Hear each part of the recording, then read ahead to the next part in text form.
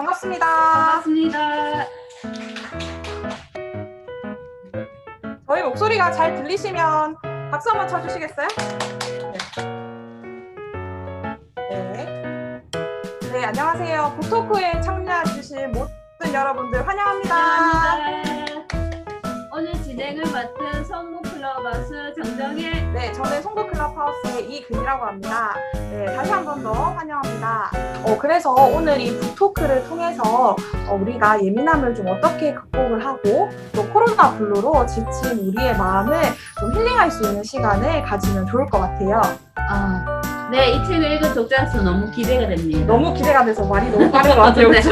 네, 너무 기대가 돼서 저희는 이제 여기서 마무리를 해야 될 것 같습니다. 네, 그러면 매우 예민한 사람들을 위한 책의 저자이자 성균관의대 서울삼성병원의 정신건강의학과 교수이신 전홍진 작가님을 박수로 모시겠습니다. 네, 감사합니다. 네, 반갑습니다. 저 방금 소개받은 전홍진이고요. 여러분들 만나 뵈서 반갑습니다. 제가 오늘 말씀드릴 제목은 매우 예민한 사람들을 위한 책입니다. 예민한 분들은 대개 이제 특징이 대인관계에 민감합니다. 그래서 사람들하고 같이 만나기 좀 어려워하고 좀 쑥스러워하는 경향이 있고요. 스스로를 피곤하게 하는 경향이 있습니다. 이런 게 아주 심해지면은 정신적인 문제로 발전하기도 합니다. 예를 들어서 이제 여기 대학생의 예가 있는데요. 여기 학생이 수업 시간에 이렇게 앉아 있죠. 주위에 친구들이 자기들끼리 이렇게 서로 깔깔거리고 웃고 이야기를 해요. 근데 예민한 성격이면은 대학에 가서도 스트레스도 많이 받고 친구들이 이렇게 이야기하면 마치 내 얘기하는 건가? 내 욕하는 건가? 이런 생각을 하기가 쉬워요. 그러니까 민감한 분들은 다른 사람이 하는 의미 없는 그런 대화나 소리들이 마치 자기 얘기하는 것처럼 이렇게 들리는데 그 이유가 그런 노이즈나 이런 것들이 자기 마음 속에서 자기 이야기처럼 이렇게 변환돼서 들리는 거예요. 그런 일이 흔하게 있습니다. 그래서 기분 좋게 학교에 갔다가도 친구의 표정이나 말투가 안 좋으면 기분이 한없이 바닥으로 가라앉아요.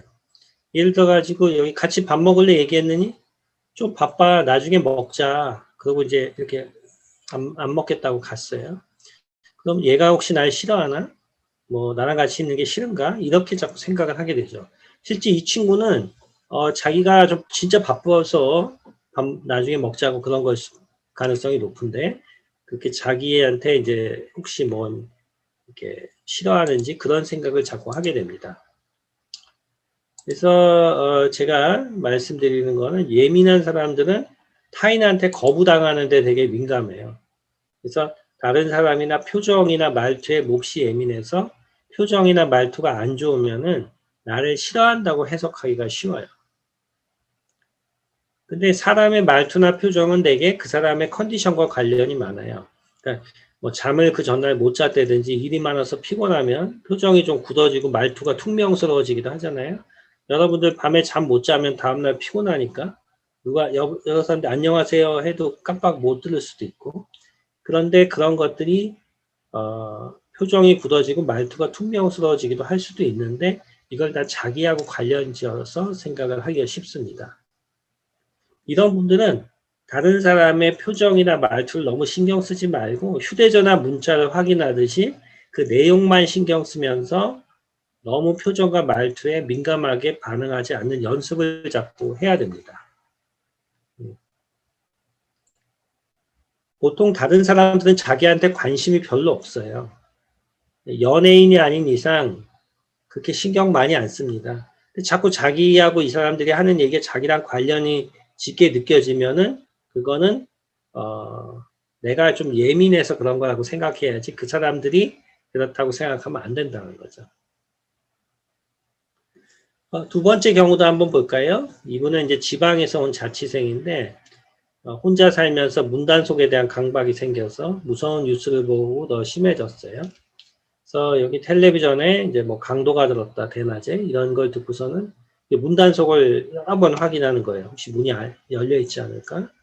그래서 가스불도 걱정돼서 여러 번 확인하고 손도 아래 30번 이상 씻고요. 너무 많이 씻고 확인을 너무 많이 해요. 그러니까 이렇게 너무 많이 하다 보면 이런 데 시간을 너무 많이 쓰게 되죠. 손도 씻고 또 씻고 여기 코로나 또 감염됐을까 봐 씻고 이렇게 하다 보면은 나중에는 문제가 생기게 되죠. 꼼꼼하고 완벽주의적인 성격의 소유자들은 자기가 한 일에 실수가 있지 않을까 걱정을 하게 돼요. 그래서 꼼꼼하고 완벽주의적인 성격이 자꾸 자기 일에 완벽을 기하기 때문에 실수가 있지 않을까 걱정을 하고 확인을 하게 되니까 그 확인하는 시간이 너무 길어지는 거죠. 이럴 때는 스스로 확인하는 횟수를 조절해야 돼요. 걱정돼도 문단속은 한 번만 하고 이제 집을 벗어나면 되돌아오지 않는 것을 원칙으로 해야 되죠. 이런 강박증 있는 분들 많아요. 손 씻는 것도 외출 전, 식사 전처럼 한정해서 하고 샤워는 하루에 1회 20분 이내로 알람을 맞추고 해야 됩니다.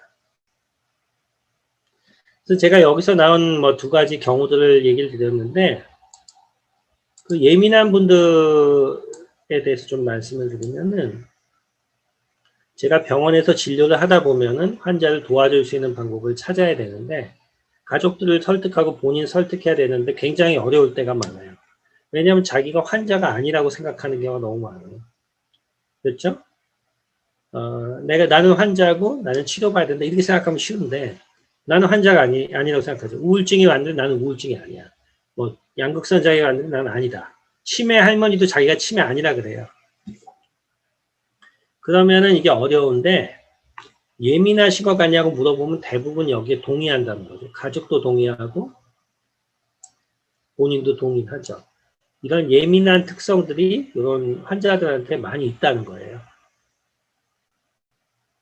예민하다는 것은 영어로는 sensitive하다는데 외부의 자극에 민감하다는 뜻이고 highly sensitive person, 매우 예민한 사람들은 직역하면 아주 예민한 사람들인데 의학적인 용어는 아니에요.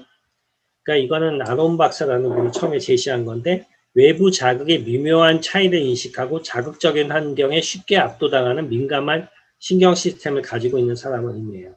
그러니까 밖에서 나는 소리에도 민감하고 이게 시각적인 자극에도 민감하고 다른 사람하고 대인관계할 때도 민감하고 매사에 민감하고 예민한 거죠. 근데 제가 보면은 이렇게 예민한 분들 이렇게 고슴도치로 표현했는데 예민한 분들이 쭉 이렇게 지내다가 어떤 스트레스나 트라우마라고 조금 이따 얘기하겠지만 트라우마라고 하는 사건을 경험을 하면은 갑자기 우울증이 생기거나 공황장애가 생기거나 불안증이 생길 수가 있어요. 공황장애는 막 숨이 막히고 답답한 거거든요. 우울증은 여러분들 생각하는 것처럼 우울한 거고. 근데 제가 이제 병원에 있다 보니까 건강검진센터에서 사회적으로 성공하거나 자신의 분야에 뛰어난 업적을 낸 분들도 많이 만나봤거든요. 굉장히 성공해가지고 자기 분야에 굉장히 높은 위치에 올라가 있고 CEO가 된 분들도 봤는데 이분들도 다 예민하고 민감해요. 아주 자기 일에 철두철미하고 어떤 분들은 사회적으로 성공하는 쪽으로 예민성이 이용이 됐고 어떤 분들은 이렇게 병이 됐느냐 이제 여기가 중요한데 이거는 자기 관리가 굉장히 중요합니다. 거기에 대해서 좀 말씀을 드릴게요.